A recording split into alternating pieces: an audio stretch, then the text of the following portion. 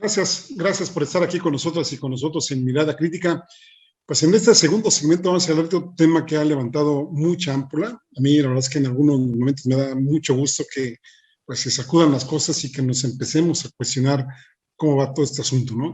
Y un asunto me parece muy delicado es justamente pues el apoyo a organizaciones de la sociedad civil, también conocidas como organizaciones no gubernamentales, las ONGs, y el apoyo que reciben muchas de ellas, ¿no? Sabemos que las ONGs o USCs, como les quieren llamar ustedes, pues sí, efectivamente cumplen tareas que el Estado mexicano, me refiero desde la parte gubernamental, no han hecho, digamos, haya habido lagunas, y hay organizaciones que, por supuesto, pues cumplen una misión.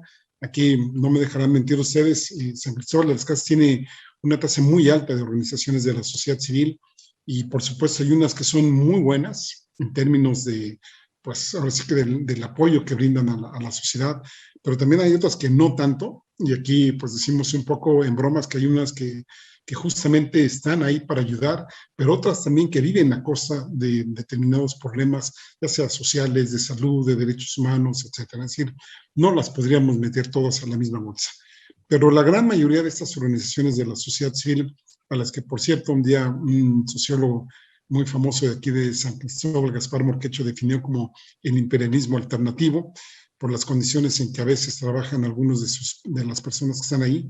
Insisto, pues conozco algunas, he participado en algunas, afortunadamente, que de verdad todos mis respetos a la labor que hacen ellos, ¿no?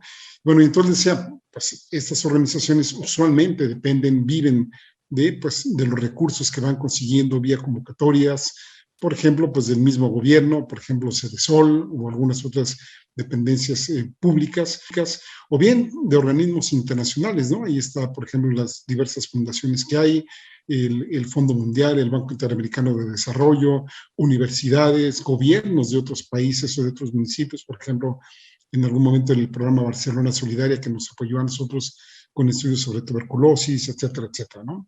Bueno, pues recientemente estoy hablando pues del impuesto sobre la renta en las donaciones a organizaciones de la sociedad civil.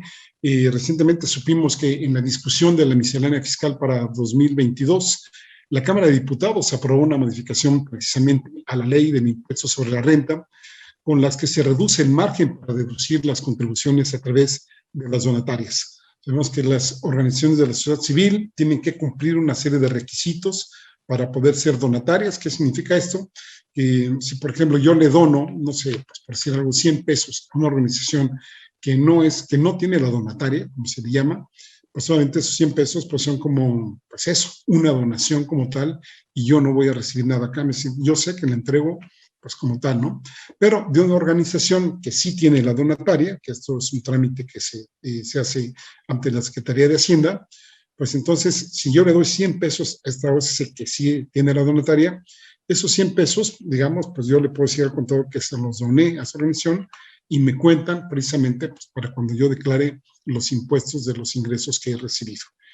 Hasta ahora, las personas físicas, ojo, estoy hablando de personas físicas, es decir, de personas, no personas morales como son las empresas. Entonces, por eso ahí se hace la distinción en Hacienda, personas físicas y personas morales. Ahora estamos hablando de las físicas, pues podrían deducir primeramente hasta un 15% de sus ingresos anuales dentro de los considerados gastos personales. Es decir, estamos hablando de gastos médicos, gastos de hospitalización, gastos clínicos, colegiaturas, gastos funerarios, entre otros, ¿no? Eso se le podrían sumar otros 7%, es decir, estamos hablando del 22%, vía donativos a asociaciones civiles registradas ante el sistema de administración tributaria, es decir, ante la Secretaría de Hacienda, y con esto, pues ya más o menos, imagínense, 1 de cada 5 pesos para deducir de impuestos, pues para algunos, como por ahí dijo alguna funcionaria, pues ya tenemos ahora sí que la cultura de no pago de impuestos, ¿no? Bueno, pues ahora el tope de esta deducción de impuestos ya no va a ser del 15% de los gastos personales más el 7% de donativos a asociaciones civiles, sino pues que va a ser el 15% global. Con esa modificación, les decía, se ha hecho muchísimo ruido. Yo he leído por lo menos unas 10, 12 columnas de editorialistas, ya sabemos de los medios de siempre que pues casi que le están dando una puñalada trapera a las organizaciones civiles, que fue una traición, que las van a morir, que las van a matar de hambre, etcétera, etcétera, ¿no? Y que por supuesto pues las va a acabar, ¿no? Y que, como ya les decíamos, pues la defensa de estas organizaciones es que efectivamente cumplen tareas, pues que el Estado, que los gobiernos, y no solo aquí en México, pues no llegan a cubrir, ¿no? Insisto, derechos humanos, ambientales, salud, lo que ustedes quieran. Y entonces, los editorialistas que están en contra de esta medida, pues dicen que ya no, que estas organizaciones ya no van a tener el sustento económico que tenían y que eso es una especie de terrorismo fiscal, que es una persecución contra los contribuyentes, que es un atentado contra la filantropía. Y bueno, pues ahí pongan ustedes todos los adjetivos que ustedes quieran poner ahí. El hecho es que en ninguna parte de la reforma, si ustedes pueden ahí ver, o de esta iniciativa, se habla de prohibir que se hagan donaciones. Ahí no estipula en algún momento dado, digan, prohibido al señor Héctor Javier, pues que dé donaciones a organizaciones de la sociedad civil, o a Ernesto Ledesma, o a que ustedes quieran.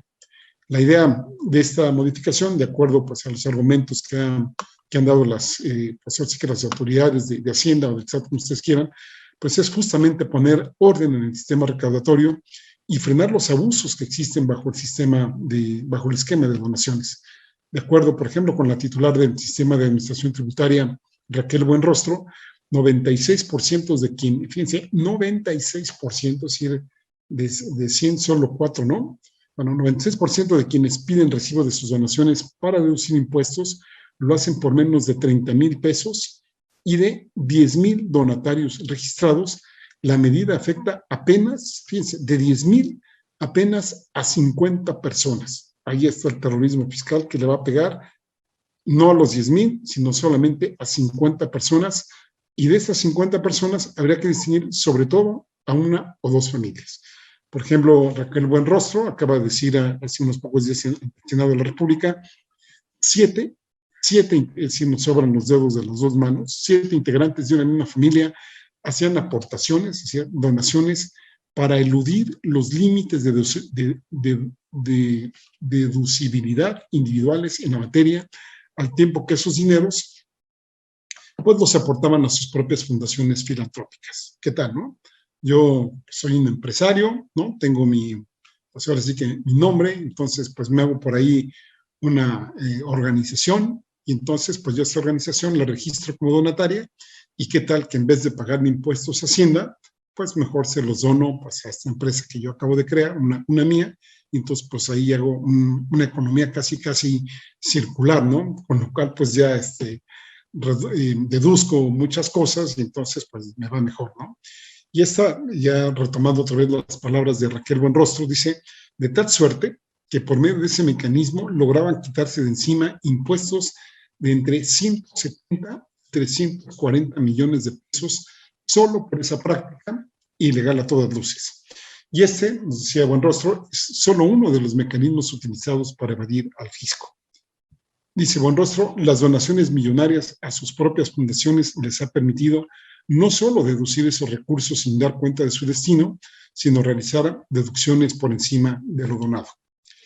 Las donaciones, pues obviamente, nos dice Raquel Buenrostro, no es que se la hayan dado a mujeres maltratadas, no es que se la hayan dado a Cáritas, etcétera, sino que insistió en que era, en la mayoría de los casos, a sus fundaciones personales. Dijo, no solo eso, deducen 50% más de lo que supuestamente aportan, lo que significa que en 2020 se inventaron 732 millones de pesos adicionales que no existían. Y dice ella, si se revisan sus comprobantes fiscales digitales y declaraciones informativas, son completamente inventadas. Solo es un caso con 7 personas de una misma familia. Por supuesto, sabemos que aún faltan las modificaciones a personas morales, es decir, empresas, y pues habría que recordar que en noviembre de 2020 la funcionaria informó que algunas empresas donatarias utilizan esquemas muy parecidos a las factureras y a las empresas de lavado, en ocasiones para un personal, pues una nómina pues de 3 integrantes, ¿no? Cuando la ley establece un 5% de ese rubro. Tales gastos de administración suelen estar conformados por consumos suntuarios que nada tienen que ver con la misión que les da la razón de ser. ¿no? Ahora vamos a mencionar el caso, ¿recuerdan ustedes de las Tanga Gates, ¿no? De esta fundación de Prohibida?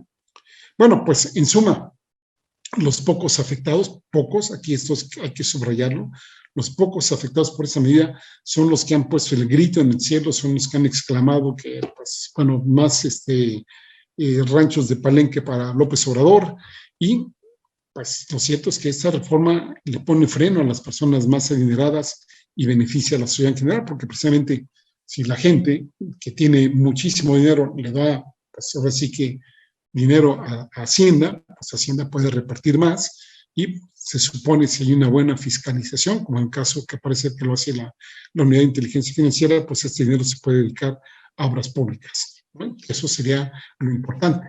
Aquí podríamos decir, bueno, si son tan benefactores, si son tan filántropos, pues no debería de importarles que salgan, pues yo diría relativamente poco afectados, ¿no? Porque sabemos que ahí pues esta gente que hace este tipo de cosas tiene grandes cantidades de dinero, ¿no?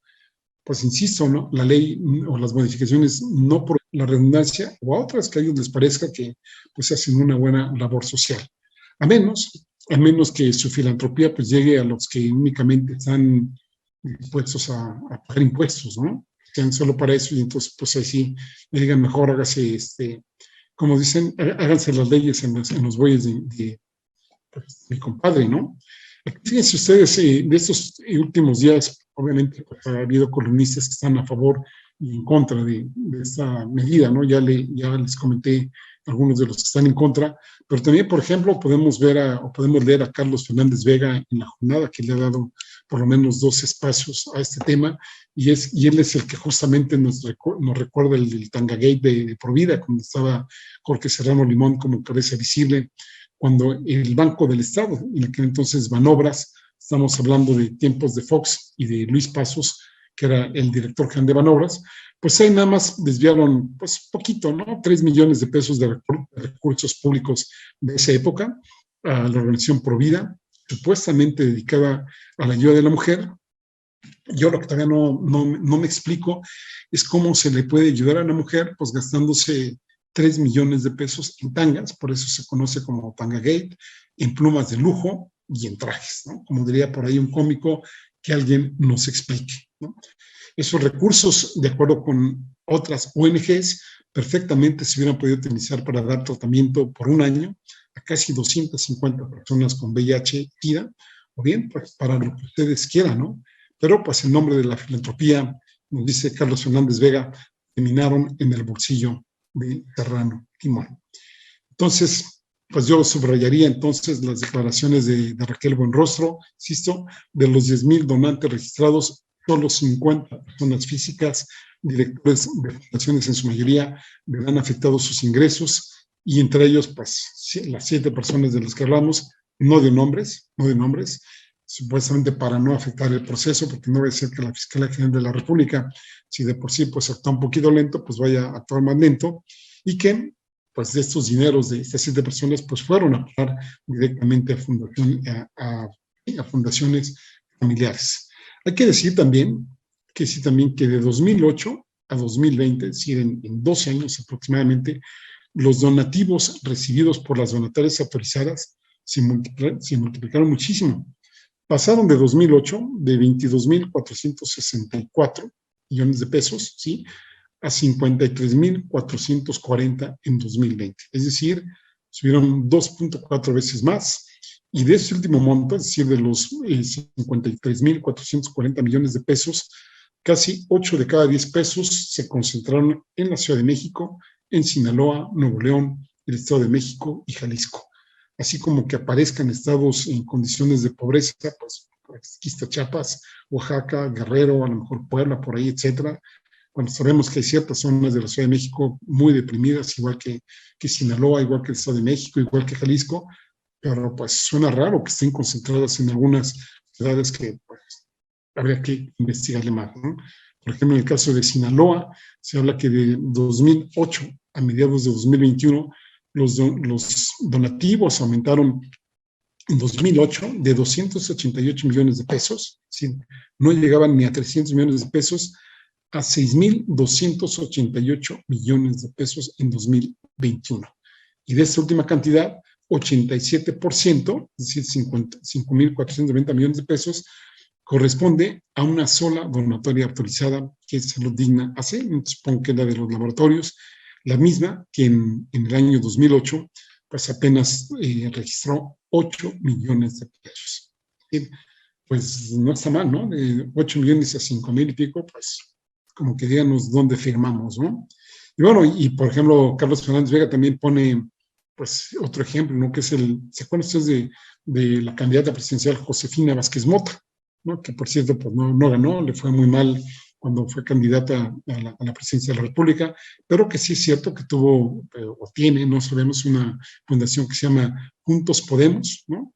En donde se sabe, bueno, aquí hace ya algunos años, no sé cuánto, hicimos un programa justamente pues, sobre el dinero que le dieron, me parece que 1,000 millones de pesos, fue una cantidad respetable, donde pues ahí intervinieron Luis Videgaray, José Antonio Meade y Claudia Ruiz Massieu en el sexenio de Enrique Peña Nieto, y que pues hasta ahora no ha habido rendición de cuentas sobre, yo no recuerdo si fue una o más fundaciones, me parece que 5, que se manejaban en el nombre de Josefina Vázquez Mota allá en Estados Unidos y que también hasta ahora, 2021, 25 de octubre, pues tampoco conocemos alguna organización de allá de inmigrantes en Estados Unidos, que es donde se supone que estaba pues el ámbito de acción de esta fundación de Josefina Vázquez Mota, pues que hayan ayudado a algunas personas de por allá.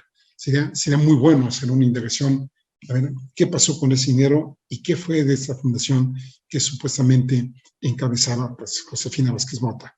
Mientras tanto, pues solo podríamos decir por ahora qué grandes filántropos desinteresados pues, tenemos aquí en el país. ¿No le parece a usted? Vamos a hacer una pausa y continuamos aquí en Mirada Crítica. Ahora volvemos.